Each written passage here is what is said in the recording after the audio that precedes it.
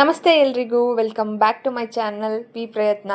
ಯಾರೆಲ್ಲ ನನ್ನ ಚಾನಲ್ನ ಮೊದಲನೇದಾಗಿ ನೋಡ್ತಾ ಇದ್ದೀರಾ, ಪ್ಲೀಸ್ ಸಬ್ಸ್ಕ್ರೈಬ್ ಮಾಡಿ. ಹಾಗೆ ಬೆಲ್ ಬಟನ್ನ ಕ್ಲಿಕ್ ಮಾಡಿ ಆಲ್ ಅಂತ ಆಪ್ಷನ್ ಕೊಡೋದ್ರಿಂದ ನನಗೆ ಯಾವುದೇ ವಿಡಿಯೋ ಹಾಕಿದ್ರೂ ನೀವು ಆ ವಿಡಿಯೋನ ನೋಡ್ಬೋದು. ದಯವಿಟ್ಟು ಸಪೋರ್ಟ್ ಮಾಡಿ. ನಿಮ್ಮ ಫ್ರೆಂಡ್ಸ್, ಫ್ಯಾಮಿಲಿ ಎಲ್ಲರ ಜೊತೆನೂ ಕೂಡ ಈ ವಿಡಿಯೋನ ಶೇರ್ ಮಾಡಿ. ನಾನಿವತ್ತು ಶುಕ್ರವಾರ ಈವ್ನಿಂಗಿಂದ ವ್ಲಾಗ್ನ ಸ್ಟಾರ್ಟ್ ಮಾಡ್ತಾಯಿದ್ದೀನಿ. ನಿನ್ನೆಯಿಂದನೂ ಗುರುವಾರದಿಂದನೂ ಮಳೆ ಅಂದರೆ ಮಳೆ. ಬೆಂಗಳೂರಲ್ಲಿ ತುಂಬಾ ಮಳೆ ಬರ್ತಾ ಇದೆ. ವೆದರ್ ಕೂಡ ತುಂಬಾ ಕೋಲ್ಡ್ ಇದೆ. ಸೂರ್ಯ ಕಾಣೆಯಾಗಿದ್ದಾನೇನೋ ಅಂತ ಅನ್ನಿಸ್ಬಿಟ್ಟಿದೆ, ಅಷ್ಟು ಕೋಲ್ಡ್ ಇದೆ. ಮತ್ತು ಮಳೆನೂ ಅಷ್ಟೇ ಇದೆ, ಕಡಿಮೆನೇ ಆಗಿಲ್ಲ. ಇವತ್ತು ಅಪ್ಪನೂ ಕೂಡ ಸ್ಕೂಲ್ಗೆ ಹೋಗಿಲ್ಲ, ಯಾಕಂತ ಹೇಳಿದ್ರೆ ಅವನಿಗೆ ಸ್ವಲ್ಪ ಕೋಲ್ಡ್ ಇತ್ತು. ಯೂಶ್ವಲಿ ಅವನಿಗೆ ಕೋಲ್ಡ್ ಸ್ವಲ್ಪ ಜಾಸ್ತಿ ಆದಾಗ, ವೆದರು ಈ ರೀತಿ ಕೋಲ್ಡು ಮಳೆಯೆಲ್ಲ ಇದ್ದಾಗ ಆಟೋಮೆಟಿಕ್ಲಿ ಜ್ವರ ಬಂದ್ಬಿಡುತ್ತೆ. ಸ್ಕೂಲಲ್ಲೂ ಕೂಡ ಮಕ್ಕಳಿಗೆಲ್ಲ ಸ್ವಲ್ಪ ಈ ಟೈಮಲ್ಲಿ ಕೋಲ್ಡ್ ಎಲ್ಲ ಇದ್ದೇ ಇರುತ್ತೆ. ಸೊ ಇನ್ಫೆಕ್ಷನ್ ಥರ ಆಗುತ್ತೆ ಅಂತ ಹೇಳಿ ನಾನೇ ಬೇಡ ಅಂಥೇಳಿ ಇವತ್ತು ಸ್ಕೂಲ್ಗೆ ಕಳಿಸಿಲ್ಲ. ಇವತ್ತು ಮನೇಲೇ ಉಳ್ಕೊಂಡಿದ್ದಾನೆ. ಮನೇಲಿದ್ರೂ ಕೂಡ ಅವನೇನು ನನಗೆ ಜಾಸ್ತಿ ಹಿಂಸೆ ಕೊಡಲ್ಲ. ಅವನ ಪಾಡಿಗೆ ಅವನೇನು ಅವನ ಕೆಲಸಗಳನ್ನ ಮಾಡಿಕೊಂಡು ಆಟ ಆಡಿಕೊಂಡು ಇದ್ದೋಗ್ತಾನೆ.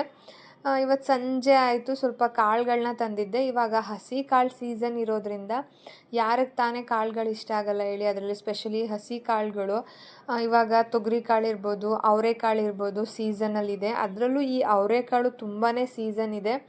ಸೊ ಅದಕ್ಕೆ ತಂದು ಎಲ್ಲ ಕ್ಲೀನ್ ಮಾಡಿ ಫ್ರಿಜ್ಜಲ್ಲಿ ಎತ್ತಿಟ್ಕೊಳ್ಳೋಣ ಅಂತ ಹೇಳಿ ಮಾಡ್ಕೊಳ್ತಾ ಇದ್ದೆ. ಅಪ್ಪನೂ ಕೂಡ ಅದಕ್ಕೆ ಹೆಲ್ಪ್ ಮಾಡ್ತಾ ಇದ್ದ. ಎಲ್ಲನೂ ಕ್ಲೀನ್ ಮಾಡಿ ಎತ್ತಿಟ್ಕೊಂಡ್ವಿ. ಅಷ್ಟರಲ್ಲಿ ನಾನೊಂದು ಬೆಡ್ ಕವರ್ನ ತೊಗೊಂಡಿದ್ದೆ.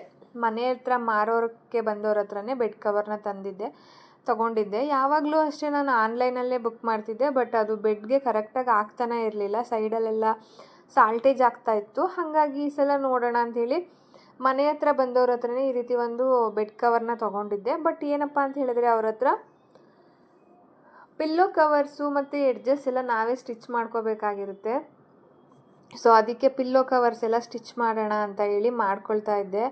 ಎಷ್ಟು ದಿನ ಆಗಿತ್ತು ಅಂತ ಹೇಳಿದ್ರೆ ನಾನು ಮಿಷಿನ್ ಮೇಲೆ ಕೂತು ತುಂಬ ಅಂದರೆ ತುಂಬ ದಿನ ಆಗಿತ್ತು. 4 ತಿಂಗಳಾಗಿತ್ತು ನಾನು ಮಿಷಿನ್ ಮೇಲೆ ಕೂತು. ಹಾಗಾಗಿ ಇವತ್ತು ನಾನು ಇದನ್ನು ಸ್ಟಿಚ್ ಮಾಡ್ಕೊಳ್ಳೋಣ ಅಂತ ಹೇಳಿ ಎಲ್ಲ ರೆಡಿ ಮಾಡಿಕೊಂಡು ಕಟ್ಟಿಂಗ್ ಎಲ್ಲ ಮಾಡಿಕೊಂಡು ಸ್ಟಿಚಿಂಗ್ ಮಾಡ್ತಾಯಿದ್ದೀನಿ. ಪಿಲ್ಲೋ ಕವರ್ನ ಸ್ಟಿಚ್ ಮಾಡೋದು ತುಂಬಾ ಈಸಿ. ಬೆಡ್ ಕವರ್ ಇರ್ಬೋದು, ಪಿಲ್ಲೋ ಕವರ್ ಇರ್ಬೋದು. ಪಿಲ್ಲೋ ಉದ್ದ ಅಗಲ ಎಷ್ಟಿದೆ ಮತ್ತು ಬೆಡ್ ಉದ್ದ ಅಗಲ ಎಷ್ಟಿದೆ, ನಾರ್ಮಲಾಗಿ ನಾವು ಪಿಲ್ಲೋ ಕವರ್ಗೆ ಕಟ್ ಮಾಡಿಕೊಂಡು ಮಿಕ್ಕಿದ ಎಕ್ಸ್ಟ್ರಾ ಎಲ್ಲನೂ ಕೂಡ ಬೆಡ್ ಕವರ್ಗೆ ಯೂಸ್ ಮಾಡ್ಕೋಬೋದು. ಬೆಡ್ ಕವರು, ಪಿಲ್ಲೋ ಕವರೆಲ್ಲ ತುಂಬಾ ಈಸಿ ಸ್ಟಿಚ್ ಮಾಡೋ ಅಂಥದ್ದು. ಉದ್ದ ಅಗಲ ಮೆಜರ್ ಮಾಡಿಕೊಂಡು ಈ ರೀತಿ ಸ್ಟಿಚ್ ಮಾಡ್ಕೊಬಿಡ್ಬೋದು. ಎಲ್ಲನೂ ಕೂಡ ಸ್ಟಿಚ್ ಮಾಡಿಕೊಂಡೆ. ತುಂಬ ಅಂದರೆ ತುಂಬ ದಿನ ಆಗಿತ್ತು ನಾನು ಮಿಷಿನ್ ಮೇಲೆ ಕೂತು. ನಾವು ಮಾಡ್ತಿರೋ ಕೆಲಸನ ಬಿಟ್ಟರೆ ನಮಗೆ ಹೆಂಗಾಗುತ್ತೆ ಅಂತ ಹೇಳಿದ್ರೆ ತುಂಬಾ ಕಷ್ಟ ಆಗುತ್ತೆ. ಯಾವಾಗಲೂ ಅಷ್ಟೇ, ಯಾವುದೇ ಒಬ್ಬ ವ್ಯಕ್ತಿ ಯಾವ ಕೆಲಸಕ್ಕೆ ಅಡಿಕ್ಟ್ ಆಗಿರ್ತಾನೋ ಆ ಕೆಲಸನ ಯಾವತ್ತೂ ಮಿಸ್ ಮಾಡ್ಕೊಳ್ಳೋಕೆ ಇಷ್ಟಪಡಲ್ಲ. ಮಿಸ್ ಮಾಡಿಕೊಂಡ್ರೆ ತುಂಬಾ ಸಫರ್ ಪಡ್ತಿರ್ತಾರೆ. ಹಾಗೆ ನಾನು ಕೂಡ, ನನಗೆ ಸ್ಟಿಚಿಂಗ್ ಅಂದರೆ ತುಂಬಾ ಇಷ್ಟ. ಯಾವಾಗಲೂ ಸ್ಟಿಚಿಂಗ್ ಮಾಡ್ತಾನೆ ಇರ್ತಿದ್ದೆ. ಬಟ್ ಇವಾಗ ನನಗೆ ಬ್ಯಾಕ್ ಪೇನ್ ಎಲ್ಲ ಜಾಸ್ತಿ ಇರೋದ್ರಿಂದ ನಾನು ಸ್ಟಿಚಿಂಗ್ ಮಾಡೋಕ್ಕಾಗ್ತಾಯಿಲ್ಲ. ಏನು ಮಾಡೋಕ್ಕಾಗಲ್ಲ. ಎಲ್ಲ ಸರಿ ಆದಮೇಲೆ ಸ್ಟಿಚಿಂಗ್ ಮಾಡೋದು ಇದ್ದೇ ಇದೆ ಅಂತ ಹೇಳಿ ಇವಾಗ ರೆಸ್ಟ್ ಮಾಡ್ತಾಯಿದ್ದೀನಿ. ಸೊ ಇವಾಗ ಎಲ್ಲ ಸ್ಟಿಚ್ ಮಾಡಿದ್ದಾಯ್ತಲ್ವ ಬೆಡ್ ಕವರು. ಹಾಗಾಗಿ ಇದನ್ನು ಮೆಜರ್ ಮಾಡೋಣ, ನೋಡೋಣ ಕರೆಕ್ಟಾಗಿ ಆಗುತ್ತಾ ಅಂತ ಹೇಳಿ ನಾನು ಅದನ್ನು ಹಾಕೋಕ್ಕೆ ಅಂತ ಹಾಕ್ಕೊಳ್ತಾ ಇದ್ದೀನಿ. ಇಲ್ಲಿ ಅಪ್ಪನೂ ಕೂಡ ಹೆಲ್ಪ್ ಮಾಡ್ತಾ ಇದ್ದ ನನಗೆ. ಅವನು ಕೆಲವೊಂದು ಸಲ ತೀಟೆ ಮಾಡುವಾಗ ನಿಜವಾಗ್ಲೂ ಹಿಂಸೆ ಆಗುತ್ತೆ. ಆದರೆ ಈ ರೀತಿ ಹೆಲ್ಪ್ ಮಾಡೋಕ್ಕೆ ಬಂದಾಗ, ಸಾಫ್ಟಾಗಿ ಕ್ಯೂಟಾಗಿ ಮಾತಾಡಿದಾಗ ತುಂಬಾ ಇಷ್ಟ ಆಗ್ತಾನೆ. ಎಲ್ಲರ ಮನೇಲೂ ಇದೇ ಥರ ಮಕ್ಕಳು. ಕೆಲವೊಂದು ಸಲ ಎಲ್ರಿಗೂ ಹಿಂಗೆ ಅನಿಸುತ್ತೆ, ಕಿರಿಕಿರಿ ಅನಿಸುತ್ತೆ. ನೆಕ್ಸ್ಟ್ ಅವರು ನಮಗೆ ಅಮ್ಮ ಅಂತ ಹೇಳಿ ಬಂದಾಗ ನಿಜವಾಗ್ಲೂ ತುಂಬಾ ಖುಷಿಯಾಗುತ್ತೆ. ನನಗೂ ಕೂಡ ಹಂಗೆ ಆಗುತ್ತೆ. ನೀವು ನೋಡ್ತಾ ಇರ್ಬೋದು, ಬೆಡ್ ಕವರ್ ನನಗಂತೂ ತುಂಬಾ ಇಷ್ಟ ಆಯಿತು ಪರ್ಸ್ನಲಿ. ನಾನು ಕೊಟ್ಟಿರೋ ರೇಟಿಗೆ ಇದು ವರ್ತ್ ಅಂತ ಅನ್ನಿಸ್ತು. ಹಾಗೆ ಕ್ವಾಲಿಟಿನೂ ಕೂಡ ತುಂಬ ಚೆನ್ನಾಗಿದೆ, ಅಳತೆನೂ ಕೂಡ ತುಂಬಾ ಚೆನ್ನಾಗಾಯಿತು. ನಾನು ಆನ್ಲೈನಲ್ಲಿ, ಮಾಲಲ್ಲಿ, ಇಲ್ಲ ಅಂಗಡಿಗಳಲ್ಲಿ ಹೋಗಿ ತೊಗೊಳೋದಕ್ಕಿಂತನೂ ಇದು ನನಗೆ ತುಂಬಾ ಇಷ್ಟ ಆಯಿತು. ಕ್ವಾಲಿಟಿ ವೈಸು ಕೂಡ ತುಂಬಾ ಚೆನ್ನಾಗಿದೆ. ನೀವು ಯಾರಾದರೂ ಮನೆ ಹತ್ರ ಬಂದವ್ರ ಹತ್ರ ತೊಗೊಂಡಿದ್ದೀರಾ ಅಂತ ಹೇಳಿ ಕಮೆಂಟ್ ಮಾಡಿ ಹೇಳಿ. ಸೊ ಇಷ್ಟೊತ್ತಿಗೆ ಎಲ್ಲ ರೆಡಿ ಮಾಡಿ ಕೆಲಸ ಎಲ್ಲ ಮುಗಿಸ್ದೆ. ಅಡುಗೆ ಮಾಡೋ ಟೈಮ್ ಬಂದೇ ಬಿಡ್ತು. ಸೊ ಇವತ್ತು ಅಡುಗೆಗೆ ನಾನು ಸ್ಪೆಷಲ್ಲು ನನ್ನ ಫೇವ್ರೇಟ್ ಉಪ್ಸಾರು ಮತ್ತು ಮುದ್ದೆನ ಮಾಡ್ತೀನಿ. ಉಪ್ಸಾರು ಮಾಡೋದು ಹೇಗೆ ಅಂತ ಹೇಳ್ಕೊಡ್ತೀನಿ. ಇವಾಗ ತೊಗರಿ ಕಾಳು ಸೀಸನ್ ಇರೋದ್ರಿಂದ ಸೊ ತೊಗರಿ ಕಾಳಲ್ಲಿ ಉಪ್ಸಾರು ಮಾಡಿದ್ರೆ ತುಂಬಾ ಚೆನ್ನಾಗಿರುತ್ತೆ. ಅದು ಹಸಿ ಕಾಳಲ್ವ ಸ್ಪೆಷಲಿ. ಸೊ ಅದಕ್ಕೋಸ್ಕರ ನಾನು ಎಡ್ದಿಟ್ಕೊಂಡಿದ್ನಲ್ಲ ಅದೇ ತೊಗರಿ ಕಾಳನ್ನ ಹಾಕ್ಕೊಳ್ತಾ ಇದ್ದೀನಿ. ನಿಮಗೆ ಎಷ್ಟು ಕ್ವಾಂಟಿಟಿಯಲ್ಲಿ ಬೇಕಾದ್ರೂ ನೀವು ಮಾಡ್ಕೋಬೋದು, ತುಂಬಾ ಚೆನ್ನಾಗಿರುತ್ತೆ. ನಾನಿಲ್ಲಿ 3 ಜನಕ್ಕಾಗುವಷ್ಟು ಮಾಡ್ಕೊಳ್ತಾ ಇದ್ದೀನಿ, 3ರಿಂದ 4 ಜನಕ್ಕಾಗುವಷ್ಟು. ನೀವು ಕೇವಲ ತೊಗರಿ ಕಾಳಿಂದನೂ ಕೂಡ ಉಪ್ಸಾರನ್ನ ಮಾಡ್ಕೋಬೋದು. ಆದರೆ ಅದಕ್ಕೆ ಸೊಪ್ಪನ್ನು ಹಾಕ್ಕೊಳ್ಳೋದ್ರಿಂದ ಸ್ವಲ್ಪ ಟೇಸ್ಟ್ ಇನ್ನೂ ಚೆನ್ನಾಗಾಗುತ್ತೆ ಮತ್ತು ಪಲ್ಯದ ಥರನೂ ಆಗುತ್ತೆ. ತುಂಬಾ ಚೆನ್ನಾಗಿರುತ್ತೆ ಟೇಸ್ಟು ಕೂಡ. ಹಾಗಾಗಿ ನಾನಿಲ್ಲಿ ಸ್ವಲ್ಪ ದಂಟು ಸೊಪ್ಪನ್ನು ಕಟ್ ಮಾಡಿ ಹಾಕ್ಕೊಳ್ತಾ ಇದ್ದೀನಿ. ಸೊಪ್ಪನ್ನು ನೀಟಾಗಿ ಕಟ್ ಮಾಡಿಕೊಂಡು ನೀಟಾಗಿ ವಾಶ್ ಮಾಡ್ಕೊಳ್ಳಿ. ಯಾವುದೇ ಸೊಪ್ಪನ್ನಾದರೂ ಅಷ್ಟೇ ಮಾರ್ಕೆಟಿಂದ ತಂದ ತಕ್ಷಣ ಒಂದು ಸಲ ವಾಶ್ ಮಾಡಬೇಡಿ. ಯಾಕಂತ ಹೇಳಿದ್ರೆ ಅದು ಎಷ್ಟು ನೀಟಾಗಿ ವಾಶ್ ಮಾಡಿದ್ರೂ ಒಂದು ಸಲ ನೀಟಾಗಿ ವಾಶ್ ಆಗಲ್ಲ. ಆದಷ್ಟು 2ರಿಂದ 3 ಸಲ ಸೊಪ್ಪನ್ನು ನೀಟಾಗಿ ವಾಶ್ ಮಾಡ್ಕೊಳ್ಳಿ. ಚಿಕ್ಕ ಚಿಕ್ಕ ಕಲ್ಲುಗಳಿರುತ್ತೆ, ಹಾಗಾಗಿ ಹೇಳ್ತಾ ಇದ್ದೀನಿ. ಉಪ್ಸಾರನ್ನ ಎಲ್ಲರೂ ತುಂಬ ಜನ ತುಂಬ ಥರ ಮಾಡ್ತಾರೆ. ಆದರೆ ಇವತ್ತು ನಾವು ನಮ್ಮ ಮನೇಲಿ ಹೇಗೆ ಮಾಡ್ತೀವಿ ಅಂತ ನಾನು ಈ ವಿಡಿಯೋದಲ್ಲಿ ತೋರಿಸ್ಕೊಡ್ತೀನಿ. ತುಂಬ ಅಂದರೆ ತುಂಬ ಚೆನ್ನಾಗಿರುತ್ತೆ ಈ ಹಸಿ ಕಾಳಿನ ಉಪ್ಸಾಂಬಾರು. ಸೊ ಇವಾಗ ಕಾಳನ್ನೆಲ್ಲ ಹಾಕ್ಕೊಂಡಿದ್ದೀನಿ. ಅದು ಹಾಕ್ಕೊಂಡಿದ ನಂತರ ನಾನಿವಾಗ ಕಟ್ ಮಾಡಿ ಇಟ್ಕೊಂಡಿರೋವಂತಹ ಸೊಪ್ಪನ್ನ ಇದರೊಳಗಡೆ ಹಾಕ್ಕೊಳ್ತಾ ಇದ್ದೀನಿ. ನೀವು ಪಾತ್ರೆಯಲ್ಲಿ ಕೂಡ ಬೇಯಿಸ್ಕೊಬೋದು, ಕುಕ್ಕರಲ್ಲಾದ್ರೂ ಬೇಯಿಸ್ಕೊಬೋದು. ನೀವೇನಾದರೂ ಪಾತ್ರೆಯಲ್ಲಿ ಬೇಯಿಸ್ಕೊತೀನಿ ಅಂತ ಹೇಳಿದ್ರೆ ಒಂದು 20 ನಿಮಿಷ ಬೇಯಿಸ್ಕೊಂಡ್ರೆ ಸಾಕು. ಕುಕ್ಕರಲ್ಲೇ ಮಾಡ್ತೀನಿ ಅಂತ ಹೇಳಿದ್ರೆ ನೀವು ಇದನ್ನು ಒಂದು 2 ವಿಷಲ್ ಬರೆಸ್ಕೊಂಡ್ರೆ ಸಾಕಾಗುತ್ತೆ. ತುಂಬಾ ಚೆನ್ನಾಗಿರುತ್ತೆ. ಹಸಿ ಕಾಳು ಮತ್ತು ಸೊಪ್ಪೆಲ್ಲ ಬೇಗ ಬೆಂದ್ಬಿಡುತ್ತೆ. 2 ವಿಷಲ್ ಸಾಕಾಗುತ್ತೆ. ಇದಕ್ಕೆ ಸ್ವಲ್ಪ ನಾನು ಉಪ್ಪನ್ನು ಹಾಕೋತಿದ್ದೀನಿ. ನಿಮಗೆ ಎಷ್ಟು ಬೇಕೋ ಅಷ್ಟು ನೋಡಿ ಉಪ್ಪನ್ನು ಹಾಕ್ಕೊಳ್ಳಿ. ಇವಾಗ ಸ್ವಲ್ಪ ಉಪ್ಪನ್ನು ಹಾಕ್ಕೊಳ್ಳಿ, ಮತ್ತು ಸಾಂಬಾರ್ಗೂ ಕೂಡ ಹಾಕೋಬೋದು. ಹಾಗೆ ಇದಕ್ಕೆ ಮೇಯ್ನು ನೀರೇ ಇಂಪಾರ್ಟೆಂಟು. ಯಾಕಂದರೆ ಇದಕ್ಕೆ ಯಾವುದೇ ರೀತಿ ಸ್ಪೈಸಸ್ ಇರ್ಬೋದು ಇಲ್ಲ ಮಸಾಲೆ ಆಗಿ ನಾವು ರುಬ್ಬಿ ಮಾಡೋದಿಲ್ಲ. ಹಾಗಾಗಿ ನಾನಿಲ್ಲಿ ಒಂದು 4 ಲೋಟದಷ್ಟು ನೀರನ್ನು ಹಾಕ್ಕೊಳ್ತಾ ಇದ್ದೀನಿ. ನೀರನ್ನು ಹಾಕ್ಕೊಂಡು ಚೆನ್ನಾಗಿ ಬೇಯಿಸ್ಕೊಂಡ್ರೆ ಚೆನ್ನಾಗಿರುತ್ತೆ. ಇದಕ್ಕೆ ನಾವು ಸಾಂಬಾರು ಮಾಡುವಾಗ ಸಪ್ರೇಟ್ ನೀರನ್ನು ಹಾಕ್ಕೊಂಡ್ರೆ ಅಷ್ಟು ಚೆನ್ನಾಗಿರಲ್ಲ. ಹಾಗಾಗಿ ಇವಾಗಲೇ ಒಂದು 4ರಿಂದ 5 ಲೋಟದಷ್ಟು ನೀರನ್ನು ಹಾಕ್ಕೊತಾ ಇದ್ದೀನಿ. ಯಾಕಂದರೆ ಸೊಪ್ಪು ಬೆಂದಿರೋ ರಸನೇ ಅದಕ್ಕೆ ಟೇಸ್ಟ್ ಕೊಡೋವಂಥದ್ದು. ಹಾಗಾಗಿ ಸೊ ಕಾಳೆಲ್ಲ ಬೇಯೋ ಅಷ್ಟರೊಳಗಡೆ ನಾನಿಲ್ಲಿ ಚಟ್ನಿನ ರೆಡಿ ಮಾಡ್ಕೊಳ್ತಾ ಇದ್ದೀನಿ. ಹಸಿರು ಚಟ್ನಿ, ಅಂದರೆ ಇದನ್ನು ಗೊಡ್ಗಾರ ಅಂತ ಹೇಳಿನೂ ಕೂಡ ಕರೀತಾರೆ. ನೀವು ಇದನ್ನು ಇಷ್ಟೇ ಕ್ವಾಂಟಿಟಿಯಲ್ಲಿ ಮಾಡ್ಕೋಬೇಕು ಅಂತ ಏನೂ ಇಲ್ಲ. ನಿಮ್ಗೆ ಇದನ್ನು ಜಾಸ್ತಿ ಬೇಕಾದರೂ ಮಾಡಿ ನೀವು ಸ್ಟೋರ್ ಮಾಡಿ ಇಟ್ಕೊಬೋದು. ನಾನಿಲ್ಲಿ ಒಂದು 10ರಿಂದ 15 ಹಸಿರು ಮೆಣಸಿನ್ಕಾಯಿನ ತೊಗೊಂಡಿದ್ದೀನಿ. ಹಾಗೆ ಒಂದು 2 ಗೆಡ್ಡೆಯಷ್ಟು ಬೆಳ್ಳುಳ್ಳಿನ ತೊಗೊಂಡಿದ್ದೀನಿ. ಅದನ್ನೆಲ್ಲ ನೀಟಾಗಿ ಫ್ರೈ ಮಾಡ್ಕೋಬೇಕು. ಅಷ್ಟರಲ್ಲಿ ಇವಾಗ ಸೊಪ್ಪು ಕೂಡ ಬೆಂದಿದೆ. ಇವಾಗ ಇದನ್ನು ಸ್ವಲ್ಪ ಲಿಡ್ನ ಓಪನ್ ಮಾಡಿ ಆರೋದಕ್ಕೆ ಅಂತ ಇಟ್ಕೊಳ್ಳೋಣ. ತುಂಬ ಬಿಸಿ ಇರುತ್ತೆ ಅಲ್ವಾ, ಸ್ವಲ್ಪ ಇದು ತಣ್ಣಗಾಗಬೇಕು. ಅದಕ್ಕೋಸ್ಕರ ಲಿಡ್ನ ಕ್ಲೋಸ್ ಮಾಡಿದ್ವಿ. ಇವಾಗ ತೆಗೆದು ನಾನು ಇದನ್ನು ತಣ್ಣಗಾಗೋದಕ್ಕೆ ಇಟ್ಕೊಳ್ತಾ ಇದ್ದೀನಿ. ಮೆಣಸಿನ್ಕಾಯಿನೂ ಅಷ್ಟೇ, ಬೆಳ್ಳುಳ್ಳಿ ಮತ್ತು ಮೆಣಸಿನ್ಕಾಯಿನ ನೀಟಾಗಿ ಫ್ರೈ ಮಾಡ್ಕೋಬೇಕು. ಎಷ್ಟು ನೀಟಾಗಿ ಅಂತ ಹೇಳಿದ್ರೆ ಅದು ಸ್ವಲ್ಪ ಬ್ಲ್ಯಾಕ್ ಆಗಬೇಕು. ಅಷ್ಟು ಚೆನ್ನಾಗಿ ಫ್ರೈ ಮಾಡಿಕೊಂಡ್ರೆ ನಿಮಗೆ ಅದು ಟೇಸ್ಟು ಚೆನ್ನಾಗಾಗುವಂಥದ್ದು.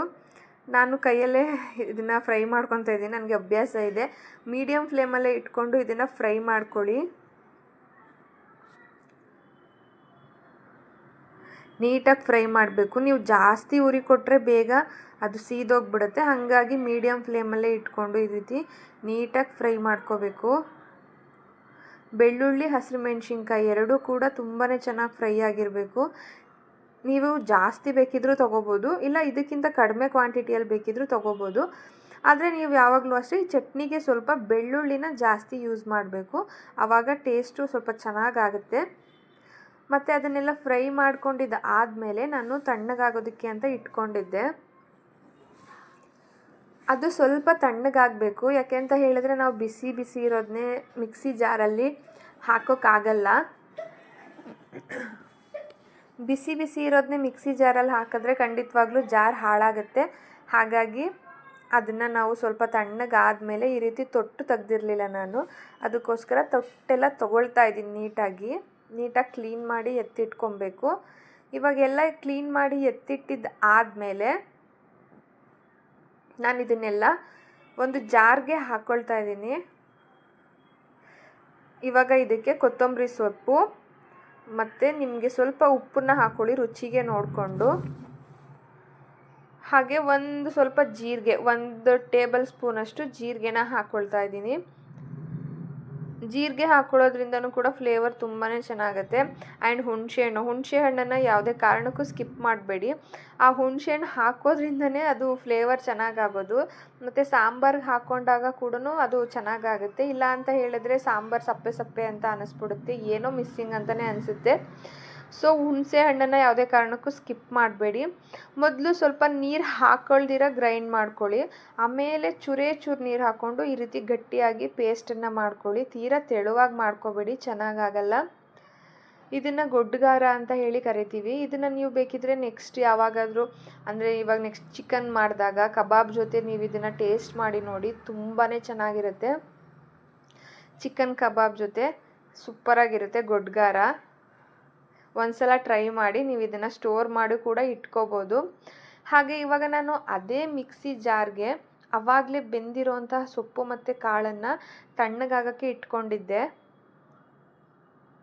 ಇವಾಗ ಅದರಲ್ಲಿ ಕಾಳಂಥದ್ದನ್ನ, ಜಾಸ್ತಿ ಸೊಪ್ಪಿರೋವಂಥದ್ದನ್ನು ತೊಗೋಬೇಡಿ, ಆಮೇಲೆ ಸೊಪ್ಪನ್ನು ಹಾಕಿ ಆಡಿಸಿದ್ರೆ ಚೆನ್ನಾಗಾಗಲ್ಲ.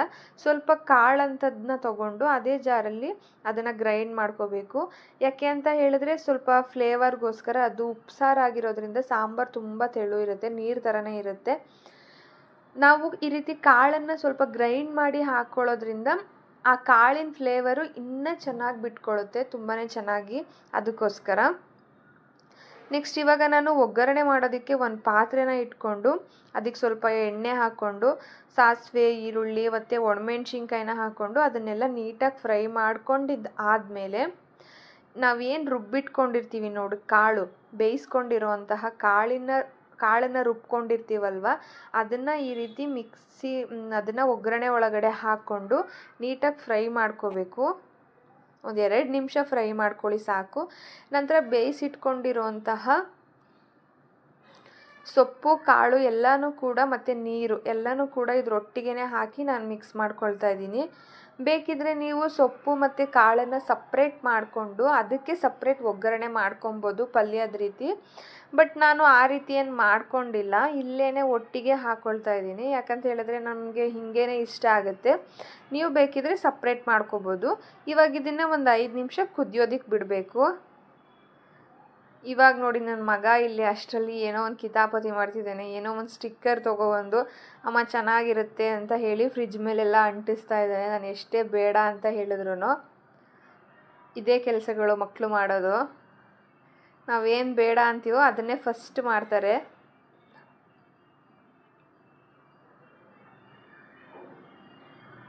ಸಾಂಬಾರು ಕೂಡ ರೆಡಿ ಆಯಿತು. ಈ ರೀತಿ ಒಂದು 5 ನಿಮಿಷ ಅದು ಮೇಲೆ ಸ್ವಲ್ಪ ನೊರೆ ಬಂದಿರುತ್ತೆ ನೋಡಿ, ಆ ನೊರೆ ಎಲ್ಲ ಹೋಗೋ ತನಕ ಈ ರೀತಿ ಕುದಿಸ್ಕೊಂಡ್ರೆ ಆಯಿತು. ಸಾಂಬಾರು ರೆಡಿ ಆಗುತ್ತೆ, ಉಪ್ಪು ಸಾಂಬಾರು. ನನಗಂತೂ ಈ ಸಾಂಬಾರು ತುಂಬಾ ಇಷ್ಟ. ನಮ್ಮ ಮನೇಲಿ ಎಲ್ರಿಗೂ ತುಂಬಾ ಇಷ್ಟ ಆಗುತ್ತೆ. ನೀವು ಕೂಡ ಒಂದ್ಸಲ ಟ್ರೈ ಮಾಡಿ. ಸೊ ನಾನಿವಾಗ ಅದ್ರ ಜೊತೆಗೆ ಮುದ್ದೆನ ಮಾಡ್ಕೊಳ್ತಾ ಇದ್ದೀನಿ. ಬಿಸಿ ಬಿಸಿ ಮುದ್ದೆ ಉಪ್ಸಾರು, ಆಹಾ ಸ್ವರ್ಗ. ನಿಜವಾಗ್ಲೂ ತುಂಬಾ ಚೆನ್ನಾಗಿರುತ್ತೆ.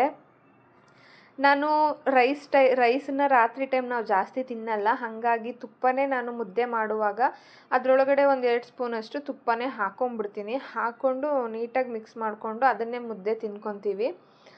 ರೈಸ್ ತಿಂದೇ ಇರೋದ್ರಿಂದ ಸೊ ಡೈರೆಕ್ಟಾಗಿ ಮುದ್ದೆ ಮೇಲೆ ಹಾಕಿದ್ರೆ ಅಷ್ಟು ಟೇಸ್ಟ್ ಗೊತ್ತಾಗಲ್ಲ. ಅದಕ್ಕೋಸ್ಕರ ನಾನು ಈ ರೀತಿ ಮುದ್ದೆ ಮಾಡುವಾಗಲೇ ಅದಕ್ಕೆ ಒಂದು 2 ಸ್ಪೂನಷ್ಟು ತುಪ್ಪನ ಹಾಕ್ಕೊಳ್ತೀನಿ. ರೈಸ್ ಮಾಡಿದಾಗ ರೈಸಲ್ಲೇ ಹಾಕ್ಕೊಂಡು ತಿಂತೀವಿ. ರೈಸ್ ಇಲ್ಲ ಅಂತ ಹೇಳಿದರೆ ಈ ರೀತಿ ಮುದ್ದೆಗೆ ಹಾಕ್ಕೊತೀನಿ. ಬಿಸಿ ಬಿಸಿ ಮುದ್ದೆ ಉಪ್ಸಾರು ರೆಡಿ ಆಯಿತು. ಯಾರಿಗೆಲ್ಲ ಮುದ್ದೆ ಉಪ್ಸಾರು ಇಷ್ಟ ನನಗೆ ಕಮೆಂಟ್ ಮಾಡಿ ಹೇಳಿ. ನಾವು ತಿಳ್ಕೊತೀವಿ ಯಾರಿಗೆಲ್ಲ ಇಷ್ಟ ಆಗುತ್ತೆ ಅಂತ ಹೇಳಿ. ನಮಗಂತೂ ತುಂಬಾ ಇಷ್ಟ. ಹಸಿ ಕಾಳು, ಹಸಿ ತೊಗರಿ ಕಾಳು ಮತ್ತು ಸೊಪ್ಪು ಹಾಕಿ ಉಪ್ಪು ಸಾಂಬಾರನ್ನ ಮಾಡಿದ್ದೀವಿ. ನೀವು ಕೂಡ ಟ್ರೈ ಮಾಡಿ ಆ್ಯಂಡ್ ಹೇಗಿತ್ತು ಅಂತ ಕಮೆಂಟ್ ಮಾಡಿ ಹೇಳಿ. ತುಂಬಾ ಈಸಿ ಮಾಡೋ ಅಂಥದ್ದು ಕೂಡ. ಇವಾಗ ನೋಡಿ ನಾನು ಆವಾಗಲೇ ಎತ್ತಿಟ್ಕೊಂಡಿದ್ನಲ್ಲ ಗೊಡ್ಗಾರ, ಅದನ್ನು ನಮಗೆ ಎಷ್ಟು ಖಾರ ಬೇಕೋ ಅಷ್ಟು ಖಾರನ ಹಾಕ್ಕೊಂಡು ಮಿಕ್ಸ್ ಮಾಡಿಕೊಂಡ್ರೆ ಸೂಪರಾಗಿರೋವಂತಹ ಉಪ್ಸಾರು ರೆಡಿ ಆಯಿತು. ಸೊ ಫೈನಲಿ ಎಲ್ಲರೂ ಕೂಡ ತುಂಬಾ ಇಷ್ಟಪಟ್ಟರು, ಎಲ್ರಿಗೂ ತುಂಬಾ ಇಷ್ಟ ಆಯಿತು. ಎಲ್ಲರೂ ಕುತ್ಕೊಂಡು ಊಟ ಮಾಡಿದ್ವಿ. ಇವತ್ತಿನ ವೀಡಿಯೋನ ಇಲ್ಲಿಗೆ ಎಂಡ್ ಮಾಡ್ತಾಯಿದ್ದೀನಿ. ಯಾರೆಲ್ಲ ನನ್ನ ವೀಡಿಯೋನ ನೋಡಿದ್ರಿ thank you so much. And ಇನ್ನೂ ಯಾರೆಲ್ಲ ಸಬ್ಸ್ಕ್ರೈಬ್ ಮಾಡದೆ ನೋಡ್ತಾ ಇದ್ದೀರಾ ಪ್ಲೀಸ್ ಸಬ್ಸ್ಕ್ರೈಬ್ ಮಾಡಿ. ನಿಮ್ಮ ಫ್ರೆಂಡ್ಸ್ ಫ್ಯಾಮಿಲಿ ಎಲ್ಲರ ಜೊತೆನೂ ಕೂಡ ಈ ವಿಡಿಯೋನ ಶೇರ್ ಮಾಡಿ, ಆದಷ್ಟು ನಮಗೆ ಸಪೋರ್ಟ್ ಮಾಡಿ. Thank you so much. Thanks for the watching.